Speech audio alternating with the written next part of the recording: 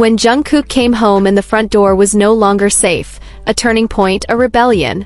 That night, the home that was supposed to be the final embrace after a long war was no longer a sanctuary. It became a battlefield, one he never signed up for. Jungkook had just taken off his military uniform.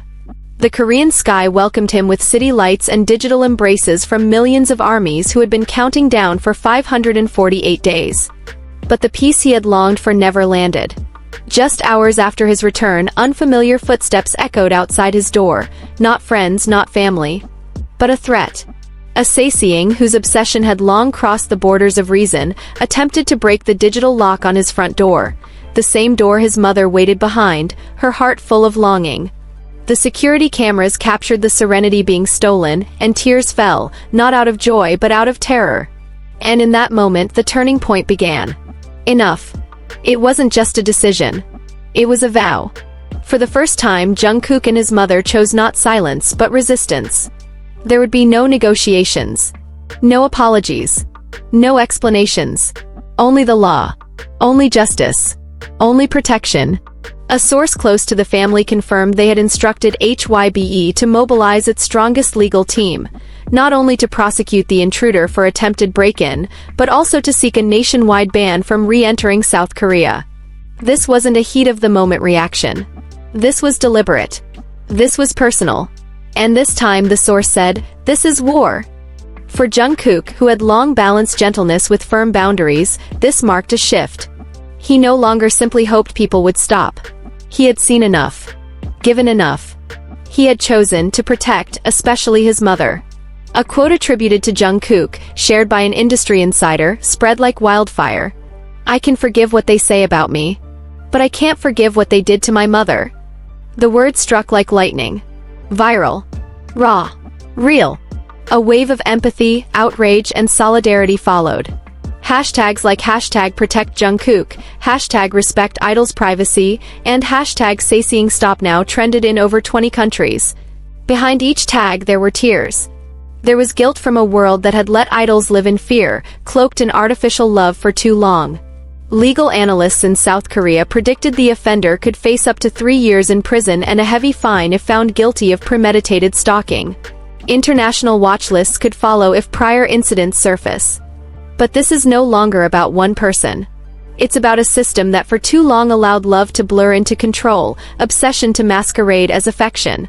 For the first time, Jungkook's house became more than a home, it became a symbol. The locked gate no longer represented fear, but a firm boundary. No longer a window for obsession, but a fortress for a mother and son who had endured far too many silent invasions.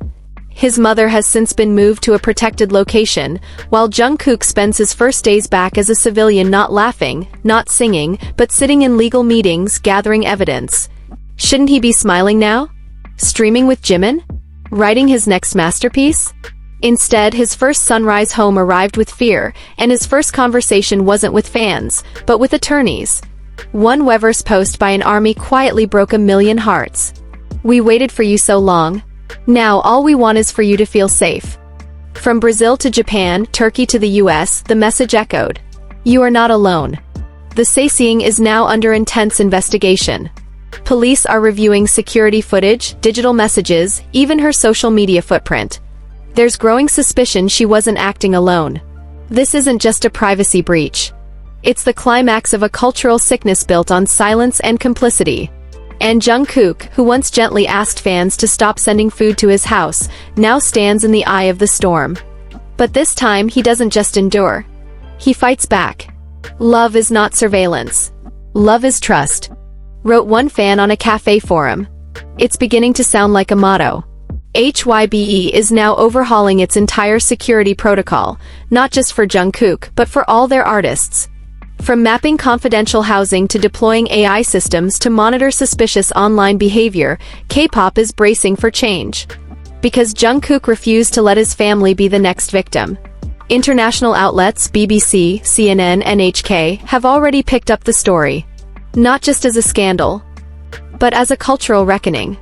The National Assembly of Korea is reportedly re-examining anti-stalking legislation to increase penalties for offenders. And yet, Jungkook remains silent. Still. Resolute. Insiders say he's spending time with his mother, rebuilding peace, day by day. And though he speaks little, it's said he's been writing music. One producer revealed. He's burning with emotion, not for revenge, but to create. There is hope that Jungkook's next voice won't just sing, it will testify.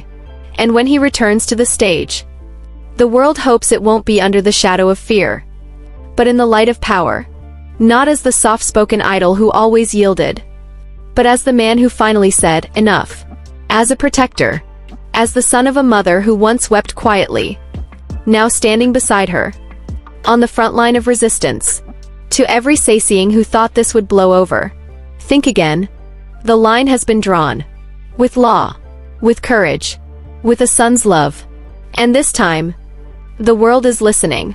And so it goes, a story that was meant to be filled with laughter became a call for awareness. This isn't just news. It's a new chapter in Jungkook's life narrative, and perhaps the very first page of a bigger shift in how we view privacy, safety, and the invisible lines that should never be crossed. We have watched a son rise not because he was strong from the beginning, but because he had no other choice when his family was harmed. We've witnessed how silence can become strength, how gentleness can transform into resolve, and how a mother's love can become the final reason to say enough. Through it all, one thing has remained unchanged: our love, our support, and our hope. Hope that someday this world of entertainment can become not just a place of admiration, but of protection. Not just a stage for celebration, but a space that honors privacy, and that idols beneath the blinding lights can live fully as human beings without fear. Jungkook may be walking a difficult path, but he's not walking it alone. We are here, with him, lifting our voices when he chooses silence, guarding the doors while the world keeps knocking, and loving him in the quietest, most respectful way. With space, with grace, and with prayers for peace in every step he takes. Thank you for listening to this story to the end. Thank you for caring about more than just the music or the screen. Thank you for being part of the change, no matter how small your part may seem today. And just like the night is never fully dark, we know morning will come. That Jungkook will return, not just as a star, but as a light that never fades. Because now he knows. He does not walk alone. That's all for today's story. Keep its warmth close to your heart. And if this moved you, don't let the story end on this screen. Share the awareness. Share the kind of love that protects, not the kind that controls. We'll meet again, in the next video. With a different story perhaps, but the same spirit. To understand, to protect, to love the right way. Until next time. And remember, in a world that never stops screaming, sometimes all it takes is one voice brave enough to say enough. We'll see you again soon.